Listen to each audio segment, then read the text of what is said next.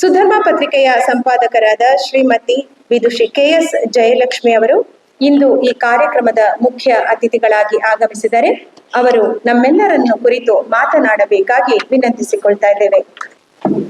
ಗಾಯತ್ರಿ ತ್ವಂ ಚ ಸಾವಿತ್ರಿ ತ್ವಂ ಮಾಯಾ ತ್ವಂ ಹರಿಪ್ರಿಯ ತ್ವಮೈವೇಕ ಪರಾಶಕ್ತಿ ಸ್ವಮೇವ ಗುರು ರೂಪ ಧೃಕ್. ಎಲ್ಲರಿಗೂ ನಮಸ್ಕಾರ.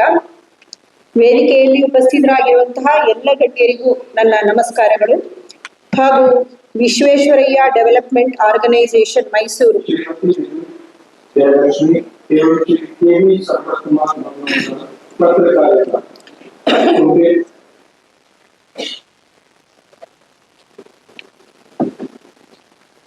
ಇಂಥ ಒಂದು ಒಳ್ಳೆಯ ಸಂಸ್ಥೆಯನ್ನ ನಡೆಸಿಕೊಂಡು 2008ರಿಂದ ನಡೆಸ್ಕೊಂಡು ಬರ್ತಾ ಇದ್ದಾರೆ. ಯಾವುದೇ ಸಂಸ್ಥೆ ಯಾವಾಗಲೇ ಪ್ರಾರಂಭ ಆದ್ರೂ ಕೂಡ ಅದೊಂದು ಒಳ್ಳೆಯ ಬೆಳವಣಿಗೆ ಹಾಗೂ ಸ್ಫೂರ್ತಿದಾಯಕ ಅಂತಾನೆ ಹೇಳ್ಬಹುದು. ಒಂದು ಸಂಸ್ಥೆಯನ್ನ ನಡೆಸಬೇಕಾದ್ರೆ ಎಷ್ಟು ಕಷ್ಟ ಅಂತ ಹೇಳಿ ಇವಾಗ ಕೆಲವರೆಲ್ಲ ಮಾತಾಡ್ತಾ ಇದ್ರು. ಇಂಥ ಸಂದರ್ಭದಲ್ಲಿ ಇಷ್ಟು ವರ್ಷಗಳಿಂದ ಬಹಳ ಸೊಗಸಾಗಿ ಅದನ್ನ ಮುನ್ನಡೆಸ್ಕೊಂಡು ಬರ್ತಿರುವಂತಹ ಎಲ್ಲ ಆಡಳಿತ ಮಂಡಳಿಯವರಿಗೆ ನನ್ನ ಹೃತ್ಪೂರ್ವಕವಾದಂತಹ ವಂದನೆಗಳು, ಅಭಿವಂದನೆಗಳು. ಹಾಗೆ ಇಂದು ಕಾರ್ಯಕ್ರಮ ಅವರು ವಾರ್ಷಿಕೋತ್ಸವನ ಅಥವಾ ಒಂದು ಪ್ರತಿ ವರ್ಷ ಕಾರ್ಯಕ್ರಮಗಳನ್ನ ನಡೆಸ್ಕೊಂಡು ಬರ್ಬೇಕಾಗಿರುವಂತಹದ್ದು ಸಂಸ್ಥೆಯ ಒಂದು ಗುಣ ಹಾಗೂ ಧರ್ಮ ಅಂತಾನೆ ಹೇಳ್ಬೋದು. ಈ ಸಂಸ್ಥೆಯಲ್ಲಿ ಏನೇನ್ ಕಾರ್ಯಕ್ರಮಗಳಾಗ್ತಿದೆ ಅಂತ ಹೇಳಿ ನೋಡಿದಾಗ ಒಂದೆರಡಲ್ಲ ಕಾರ್ಯಕ್ರಮ ಆಗಿರುವಂತಹದ್ದು.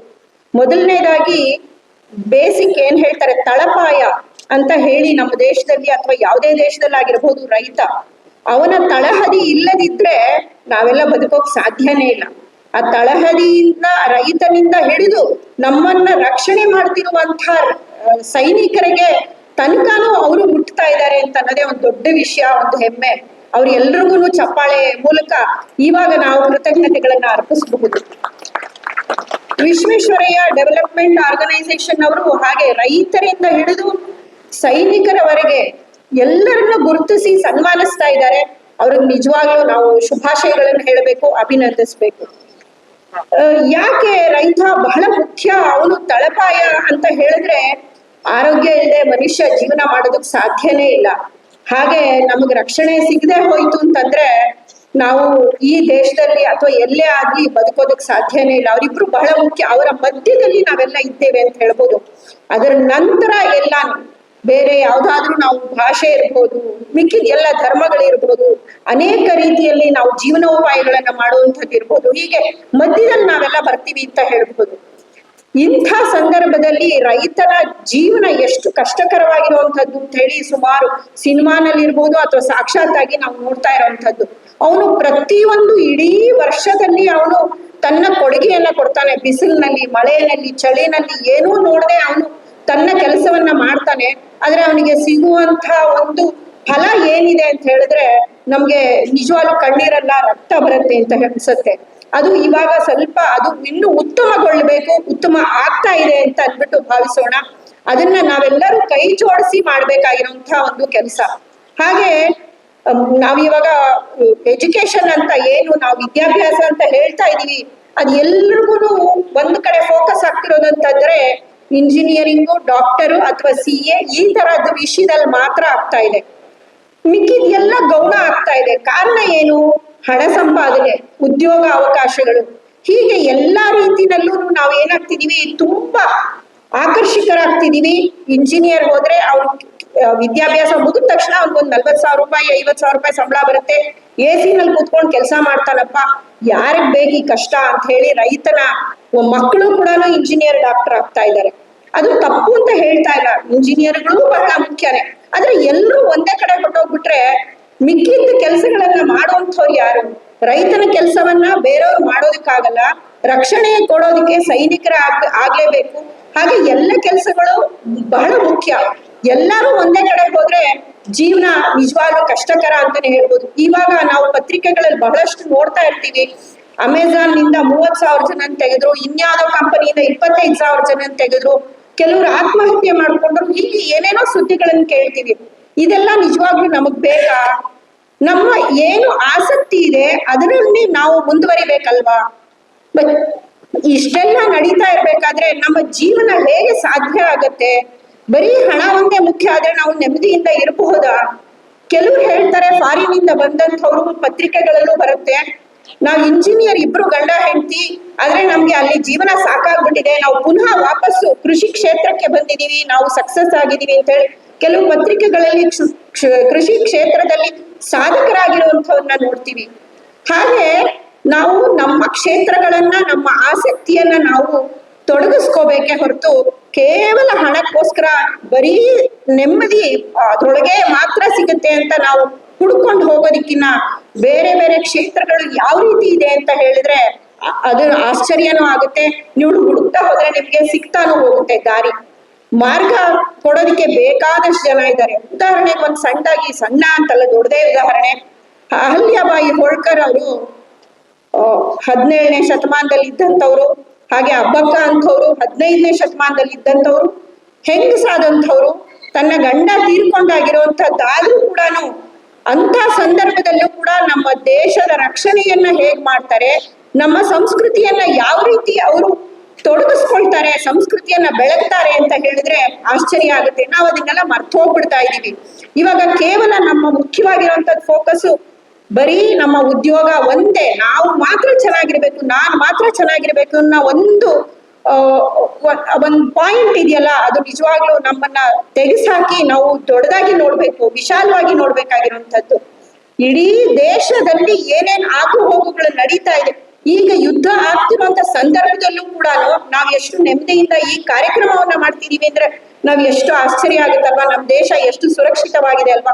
ಆ ದೇಶಕ್ಕಾಗಿ ಏನಾದ್ರು ಕೊಡುಗೆ ಕೊಡ್ಬೇಕು ಅಂತ ಹೇಳಿದ್ರೆ, ಈಗ ನೆಮ್ಮದಿಯಾಗಿದ್ದೀವಿ ಅಂತ ಹೇಳಿದ್ರೆ ನಾವು ಹಿಂದಿನ ಎಲ್ಲ ಸ್ವಾತಂತ್ರ್ಯ ಹೋರಾಟಗಾರನ ನಾವು ನೆನೆಸ್ಕೊಳ್ಳೇಬೇಕು.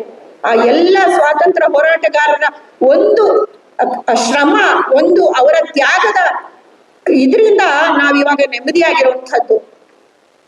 ಇಂತಹ ಸಂದರ್ಭದಲ್ಲಿ ಇವರು ರೈತರಿಂದ ಹಿಡಿದು ಸೈನಿಕರ ತನಕ ನಮ್ಮ ರಾಷ್ಟ್ರ ರಕ್ಷಣೆ ಮಾಡ್ತಿರೋರನ್ನ ಕೂಡ ಸೇರಿ ಸನ್ಮಾನ ಮಾಡ್ತಿರೋಂತ ವಿಶ್ವೇಶ್ವರಯ್ಯ ಡೆವಲಪ್ಮೆಂಟ್ ಆರ್ಗನೈಸೇಷನ್ ಅವರಿಗೆ ಮತ್ತೊಮ್ಮೆ ಮಗದೊಮ್ಮೆ ನಾನು ಅಭಿವಂದನೆಗಳನ್ನ ಸಲ್ಲಿಸ್ತಾ ಇದ್ದೀನಿ. ಇನ್ನೊಂದು ವಿಷಯ ಏನು ಅಂದ್ರೆ, ಇಷ್ಟೆಲ್ಲದರ ಮಧ್ಯದಲ್ಲಿ ನಮ್ಮ ದೇಶದಲ್ಲಿ ನೂರಾರು ಭಾಷೆಗಳಿದೆ, ಸಾವಿರಾರು ಮಾತನಾಡುವಂಥವ್ರು ಇದ್ದಾರೆ. ಕೆಲವಕ್ಕೆ ಭಾಷೆಗೆ ಅಕ್ಷರಗಳೇ ಇಲ್ಲ, ಅದಕ್ಕೆ ಲಿಪಿಗಳೇ ಇಲ್ಲ, ಆದ್ರೂ ಕೂಡ ಮಾತನಾಡ್ತಾ ಇದ್ದಾರೆ. ಹಾಗಿರ್ಬೇಕಾದ್ರೆ ಇದೆಲ್ಲದಕ್ಕೂ ಮೂಲ ಕಾರಣ ಯಾವ್ದಪ್ಪ ಅಂತ ಹುಡುಕ್ತಾ ಹೋದ್ರೆ ವೇದ ಕಾಲಕ್ಕೆ ಹೋಗ್ಬೇಕಾಗತ್ತೆ. ವೇದವನ್ನ ಅಪೌರುಷೇಯ ಅಂತ ಹೇಳ್ತಾರೆ, ಅಂದ್ರೆ ಮನುಷ್ಯ ಮಾತ್ರದಿಂದ ಮಾಡಿರುವಂತಹದ್ದಲ್ಲ ಅಂತ ಹೇಳ್ತಾರೆ. ಹಾಗಿದ್ರೆ ಅದೆಲ್ಲ ಈಗಿನ ಕಾಲಕ್ಕೆ ಬೇಕಾ ನಮ್ಗೆ ಅಂತ ಕೇಳಿದ್ರೆ ಖಂಡಿತವಾಗ್ಲೂ ಬೇಕು. ಕಾರಣ ನಾವ್ ಇನ್ನೂ ತಿಳ್ಕೊಂಡಿಲ್ಲ. ನಾವು ಬೇರೆ ಹೊರ ದೇಶಗಳಿಗೆ ಹೋದಾಗ ಮಾತ್ರ ಇದರ ಒಂದು ಏನು ಪ್ರಾಮುಖ್ಯತೆ, ಇದರದ ನಿಜವಾಗ್ಲೂ ಮುಖ್ಯ ಏನು ಅಂತ ಅನ್ಬಿಟ್ಟು ಗೊತ್ತಾಗೋದು ಬೇರೆ ದೇಶದ ವಿದೇಶಿಯರನ್ನ ಕೇಳಿದಾಗ ಗೊತ್ತಾಗುತ್ತೆ. ಒಂದು ಆಶ್ಚರ್ಯದ ಸಂಗತಿ ಏನು ಅಂತಂದ್ರೆ, ನಮ್ಮ ಸುಧರ್ಮ ಪತ್ರಿಕೆಯ ಮುಖ್ಯ ಸಂಪಾದಕರಾದಂತಹ ವಿದ್ವಾನ್ ಡಾಕ್ಟರ್ H.V. ನಾಗರಾಜರವರು, ಅವರು ಚಿಕಾಗೋನಲ್ಲಾಗ್ಲಿ ಇಸ್ರೇಲ್ನಲ್ಲಾಗ್ಲಿ ಬಹಳಷ್ಟು ಕಡೆ ಗೆಸ್ಟ್ ಲೆಕ್ಚರ್ ಆಗಿ ಹೋಗಿ ಕೆಲಸ ಮಾಡಿದ್ದಾರೆ. 1 ವರ್ಷ 1.5 ವರ್ಷ 6 ತಿಂಗಳು ಹೀಗೆ ಹೋಗಿ ಕೆಲಸ ಮಾಡಿದಂಥವ್ರು. ಹೇಗಪ್ಪ ಅವ್ರು ಅಲ್ಲಿ ಹೋಗಿ ಗೆಸ್ಟ್ ಲೆಕ್ಚರರ್ ಆದ್ರು ಅಂತ ಹೇಳಿದ್ರೆ, ಅಲ್ಲಿರುವ ಶೆಲ್ಡನ್ ಪಾಲಕ್ ಅನ್ನುವಂತ ಒಬ್ಬ ಪ್ರೊಫೆಸರ್ ಬಂದು, ನಾನು ಸಂಸ್ಕೃತವನ್ನ ಕಲಿಬೇಕು, ನೀವು ಇಲ್ಲಿ ಬಂದು ಸಂಸ್ಕೃತವನ್ನ ಹೇಳ್ಕೊಡಿ, ನಾನು ಅಲ್ಲಿ ಬಂದು ಸಂಸ್ಕೃತವನ್ನ ಮಾಡ್ತೀನಿ ಅಂತ ಹೇಳಿ ಇಬ್ರು ಇಂಟರ್ಚೇಂಜ್ ಆಗಿ ಇವರು ಅಲ್ಲಿರುವಂತಹ ಕಾಲೇಜ್ಗೆ ಹೋಗಿ ಸಂಸ್ಕೃತವನ್ನ ಹೇಳ್ಕೊಟ್ರು. ಆದ್ರೆ ಅವ್ರು ಬಂದು ಇಲ್ಲಿ ಸಂಸ್ಕೃತವನ್ನ ಕಲಿಯೋದಕ್ಕೆ ಬಂದ್ರು. ಆಶ್ಚರ್ಯ ಆಗುತ್ತಲ್ವಾ ನಮ್ಗೆ. ನಾವು ಯಾವ ದಿಕ್ಕಿನಲ್ಲಿ ಹೋಗ್ತಾ ಇದೀವಿ, ನಮ್ಮದು ಎಲ್ಲವನ್ನ ಮರೆತು ನಾವು ಹೋಗ್ತಿದೀವ ಅಂತ ಒಂದು ಆಶ್ಚರ್ಯ ಆಗುತ್ತೆ. ಈ ದೇಶಕ್ಕಾಗ್ಲಿ ಯಾವುದೇ ದೇಶಕ್ಕಾಗಿ ಭಾಷೆ ಎಷ್ಟು ಮುಖ್ಯ ಅನ್ನೋದು ನಾವು ಹೊರಗಡೆಯಿಂದ ಕಲಿಬೇಕಾಗಿರೋದು ಅಂತದ್ದ ಅಂತ. ಹಿತ್ತಲ ಗಿಡ ಮದ್ದಲ್ಲ ಅಂತಾನು ಹೇಳ್ತಾರೆ. ಇನ್ನೊಂದು ಆಶ್ಚರ್ಯಕರವಾದಂತಹ ಒಂದು ವಿಷಯವನ್ನ ಹೇಳಿದ್ರು. ಒಂದು ಸಲಿ ಸಂಸ್ಕೃತ ವಿಶ್ವ ಸಮ್ಮೇಳನ ನಡೀತು. ಆ ಸಮ್ಮೇಳನದಲ್ಲಿ ಯಾರೋ ಒಬ್ರು ಸಂಸ್ಕೃತವನ್ನ ಇಚ್ಛೆ ಪಡುವಂತಹ ಒಬ್ರು ಆಗಂತಕರು ಬಂದ್ರು. ಅಲ್ಲಿ ಅವ್ರ ಕೈನಲ್ಲಿ ಒಂದು ಪುಸ್ತಕ ಇತ್ತು, ಸುಭಾಷಿತ ರೂಪದಲ್ಲಿರುವಂತಹ ಒಂದು ಪುಸ್ತಕ.